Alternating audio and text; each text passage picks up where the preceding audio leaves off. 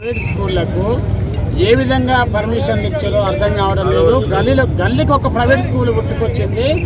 ఏ విధమైనటువంటి ఒక బాలిక చదువుకోవాలంటే ఆ స్కూల్లో ఏ విధమైనటువంటి వస్తువులు లేనటువంటి స్కూళ్ళు కోకొల్లలుగా ఉన్నాయి ఈ జవహర్ నగర్లో. కానీ ఈ విద్యాశాఖ అధికారులు ఎవరైతే ఉన్నారో పూర్తి బాధ్యత వహించాలి. పూర్తి బాధ్యత వహిస్తూ ఈ యొక్క ఆడపిల్ల ఈరోజు అదృష్టమైంది.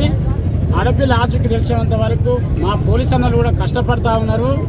విద్యాశాఖ అధికారి పూర్తి బాధ్యత తీసుకొని వసతులు లేనటువంటి ఈ యొక్క పాఠశాలను వెంటనే వాళ్ళ పర్మిషన్లు రద్దు చేస్తూ కఠిన చర్యలు తీసుకుంటూ ఉన్న విద్యార్థులకు న్యాయం చేయాలి.